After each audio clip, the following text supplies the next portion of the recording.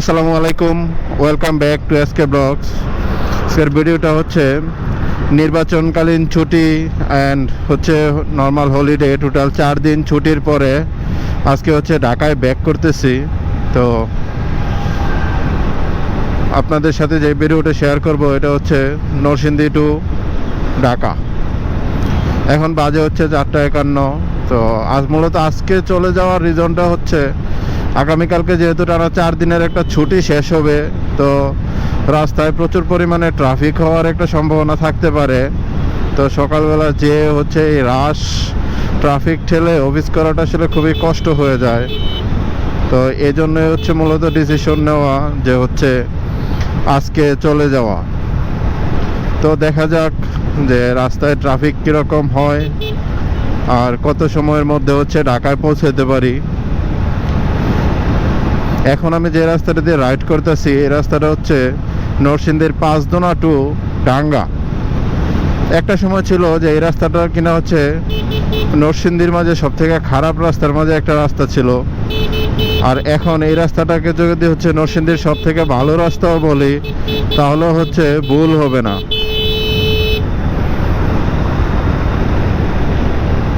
অনেকে আবার হচ্ছে এই রাস্তাটাকে নরসিংদীর 300 ফিটও বলে থাকে। এই টাইমে আসলে রাইড করার মাঝে একটা বিরক্তিকর বিষয় হলো, দেখেন এই যে সূর্যটা হচ্ছে একদম সোজা চোখের উপরে এসে লাগতেছে, যার কারণে হচ্ছে রাস্তার ভিজিবিলিটিটা একটু হচ্ছে কম পাওয়া যায় বা রাইড করতে হচ্ছে একটু সমস্যা ফেস করা লাগে। আবার বিপরীত পাশ থেকে আসতে ওইরকম কোনো সমস্যা হয় না, কিন্তু যেহেতু হচ্ছে আমি এখন ঢাকার দিকে হচ্ছে যাচ্ছি, তো সূর্যটা হচ্ছে একেবারে আমার মাথার উপরে, যার কারণে হচ্ছে রাইড করাটা একটু সমস্যা। রাস্তায় একটু ভিজিবিলিটি দেখতে প্রবলেম হয়। তো এই সব টাইমে হচ্ছে আপনারা যারা সূর্যের বিপরীতে রাইড করবেন অবশ্যই হচ্ছে একটু সতর্কতার সাথে হচ্ছে বাইক রাইড করবেন, গতি নিয়ন্ত্রণে রেখে রাইড করার চেষ্টা করবেন।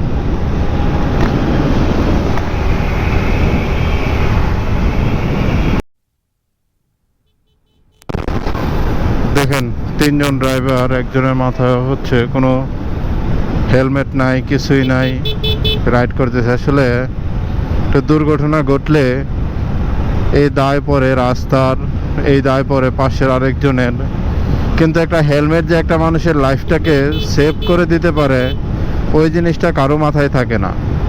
প্রিয় বাইকার্স ভাইদেরকে আমি একটা কথাই বলবো যে আপনারা বাইক কেনার আগে সবসময় ভালো মানের একটা ইসি সার্টিফাইড হেলমেট কিনুন এবং সবসময় হেলমেট পরে রাইড করুন। এই যে দুইজন সাপ্রির মতো বাইক, মানে বাইক দেখলে বোঝা যায় যে এটা হচ্ছে একটা সাপ্রি বাইক, তাই না? তো কিন্তু অ্যাক্সিডেন্ট হলে তো আর আপনি সাপ্রি না কি এটা আপনার লেখা থাকবে না। আপনার দুইজনের মাথায় কারো মাথায় কোনো হেলমেট নাই, কোনো সেফটি নাই, তারপরে বাইকের পিছনের অর্ধেক অংশই হচ্ছে নাই। তো এইসব কিছু বাইকারদের জন্য আসলে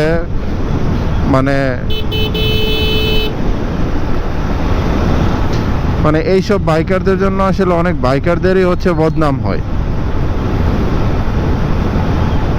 তো মাত্র যেটা বলতেছিলাম যে আসলে হেলমেটের কথা, তো এই জিনিসগুলো উচিত না।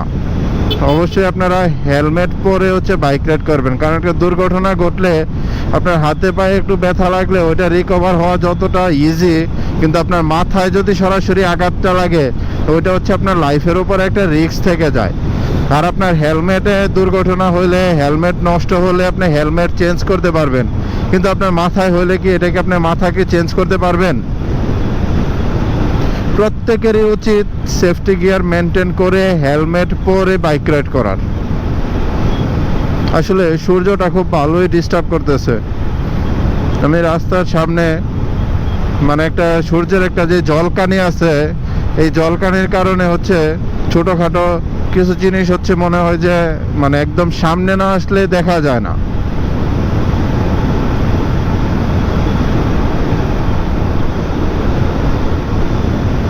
যে দেখেন সামনে যে বিলবোর্ডটা, পূর্বাচল কাঞ্চন ঢাকা বলতে হচ্ছে বাম দিকে, আর ইসলামপাড়া খেয়াঘাট গোরাশাল হচ্ছে ডান দিকে। সো আমি হচ্ছে যেহেতু ঢাকায় যাব পূর্বাচল কাঞ্চন হয়ে, আমি হচ্ছে বাম দিকে ইন্ডিকেটার দিয়ে দিলাম, আমি হচ্ছে বাম দিকে চলে যাব। আর আরামের রাস্তাটা অলমোস্ট হচ্ছে আমার শেষ। এখন সামনে একটু হচ্ছে ভাঙাচুরা রাস্তা আছে।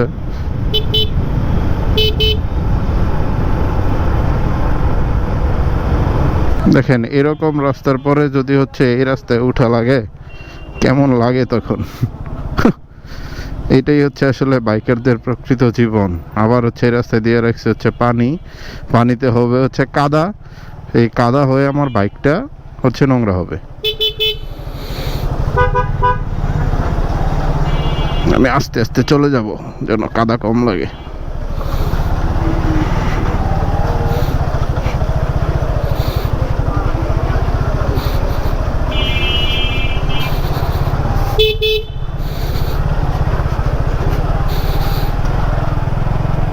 দেখতেছেন রাস্তায় প্রচুর পরিমাণে হচ্ছে একটা বালুর একটা স্তূপের মতো আছে।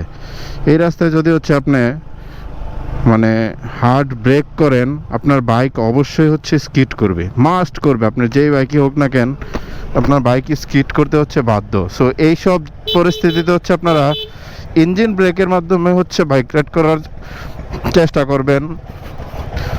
ইঞ্জিন ব্রেকে হচ্ছে গতি নিয়ন্ত্রণ করবেন, তাহলে হচ্ছে বাইকের গতি নিয়ন্ত্রণ হবে, যেমন আপনার বাইকও স্কিড করার চান্স খুব কম থাকবে। যে আমার সামনে যে এই জিক্সার বাইকটি দেখছেন, ভাই আসলে খুব জেন্টাল রাইড করতেছে। ভাইয়ের পিছন পিছন রাইড করতে ভালোই লাগতেছে। ভাই আসলে রাস্তার যে minimum rules, riding skill follow করে হচ্ছে রাইড করতেছে। খুব বেশি রাফও রাইড করতেছে না, আবার হচ্ছে মানে যেখানে যেভাবে হচ্ছে রাইড করা দরকার, যেমন মোড়গুলা বাম পাশ দিয়ে ঘুরতেছে, মোড়ে আসার আগে বাইক মানে নিয়ন্ত্রণ, গতি নিয়ন্ত্রণ করতেছে।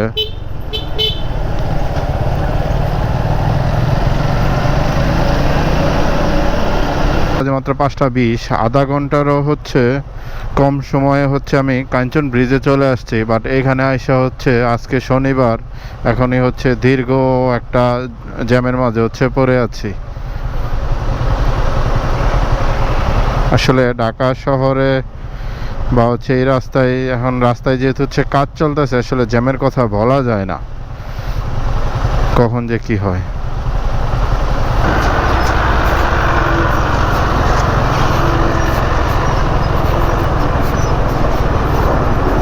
দেখেন মানে বাইক চালালে যে সুখের পরে মানে কি রাস্তা দিয়ে হচ্ছে বাইক রাইড করা লাগে। আসলে বাংলাদেশের রাস্তা আর বাংলাদেশের ড্রাইভাররা, আমি মনে করি যে বিশ্বের সব থেকে ভালো ড্রাইভার হচ্ছে বাংলাদেশের ড্রাইভাররা। ওরা বাংলাদেশের যে কোনো রাস্তা দিয়ে হচ্ছে রাইড করতে হয় বা পারে, তো বিশ্বের যে কোনো রাস্তায় যদি ওদেরকে নামায় দেন, আমার মনে হয় ওরাই হচ্ছে চ্যাম্পিয়ন হবে। কারণ যেই সব এক্সপিরিয়েন্স হচ্ছে বাংলাদেশি ড্রাইভারদের হয় এইসব রাস্তার কারণে, মানে এটা আনবিলিভেবল। আপনি বাহিরের কোনো দেশে এরকম রাস্তা পাবেন না, বা এরকম রাস্তা দিয়ে আপনার রাইড করা লাগবে না, এক্সপিরিয়েন্সই আপনার হবে না। এই যে বাসটা দেখতেছেন নীলাচল বাস, এটা হচ্ছে নরসিংদী রোডের নতুন সার্ভিস শুরু করেছে। এটার গন্তব্য হচ্ছে গাবতলী হতে 300 ফিট হয়ে নরসিংদীর ইটাখোলা পর্যন্ত। জানি না সার্ভিস কেমন, এক্সপেরিমেন্ট করার সুযোগ হয় নাই।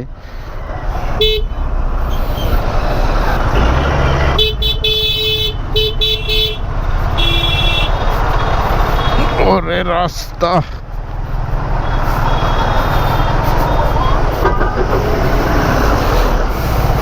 সূর্যটা কি সুন্দর, একদম হচ্ছে ডিমের কুসুমের মতো হয়ে গেছে। আর আমি যখন হচ্ছে বাসা থেকে বের হয়েছি, তখন এই সূর্যর তেজে হচ্ছে আমি রাইড করতে পারতেছিলাম না। আর এখন ওর এই রূপ কত সুন্দর। আর এই জ্যামের কারণে আমি এখনো হচ্ছে রাস্তায়।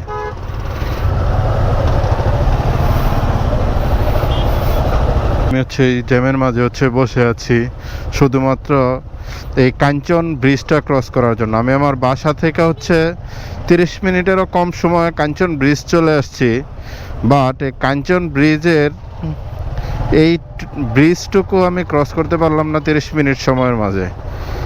যেই বয়ে হচ্ছে আমি আগামীকালকে আসি নাই, সেই জ্যাম আজকেই বিশাল জ্যাম।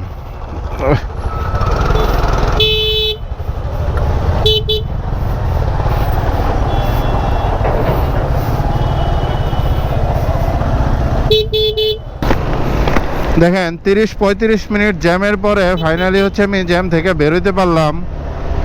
ওহ, আর এমন ধুলাবালি, রাস্তার ভাঙাচোরা, কাদা, মানে সব কিছু মিলা এইটুকু রাস্তা হচ্ছে পুরা রাইডের একটা ব্যাড বাজ দিয়ে দিল।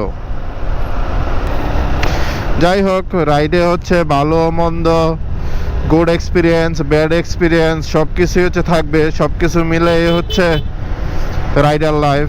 তো চলুন, এতক্ষণ তো হচ্ছে মানে ব্যাড বাজ খাইলাম অনেক, মানে ব্যাড এক্সপিরিয়েন্স হলো, এখন হচ্ছে গুড এক্সপিরিয়েন্স, গুড রাইড শুরু করা যাক।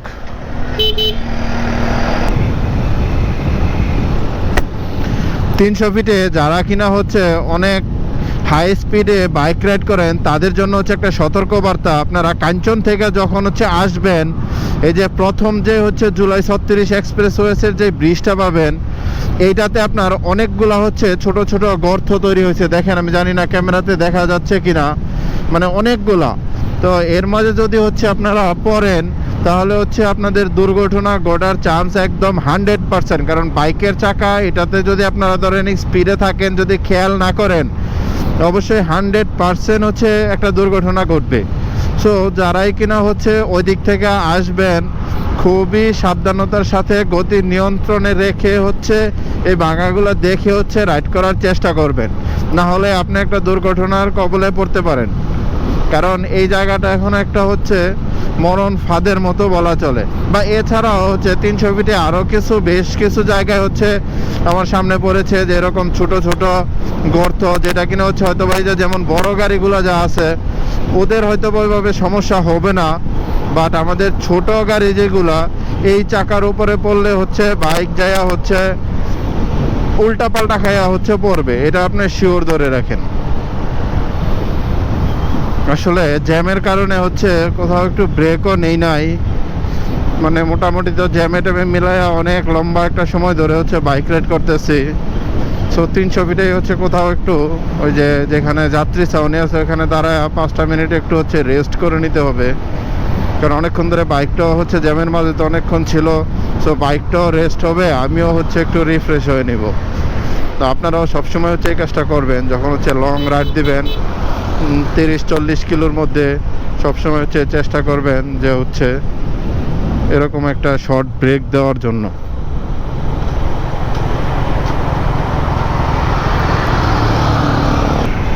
তিনশো ফিটের রাস্তা শেষ করে কিন্তু হচ্ছে কুড়িল বিশ্ব রোডের মুখে চলে আসলাম। আসলে রাস্তা মোটামুটি ফাঁকাই ছিল, জাস্ট হচ্ছে কাঞ্চন ব্রিজে হচ্ছে সময়টা কিল করেছে প্রচুর সময়, না হলে হয়তো বা এতক্ষণে ইনশাল্লাহ আমি বাসায় থাকতে পারতাম, বাট সেটা তো আর হচ্ছে সম্ভব হয় নাই, কারণ কাঞ্চন ব্রিজে লম্বা একটা জ্যাম ছিল। সেই জ্যামে আপনারা দেখলেন যে ধুলা বালি, তারপর হচ্ছে কাদা ভাঙা, সব কিছু পাড়ি দিয়ে হচ্ছে আসলে আশা লাগছে। ঢাকার ভিতরে কিন্তু চলে আসলাম। আসলে ভিডিওটা এখানেই আজকে শেষ করতেছি। ভিডিওটা যারা পুরো ভিডিওটা দেখেছেন অসংখ্য ধন্যবাদ। ভিডিওটা ভালো লাগলে অবশ্যই একটা লাইক করবেন। এরকম আরও ভিডিও পেতে এসকে ব্লগস চ্যানেলটি সাবস্ক্রাইব করে রাখবেন। ধন্যবাদ।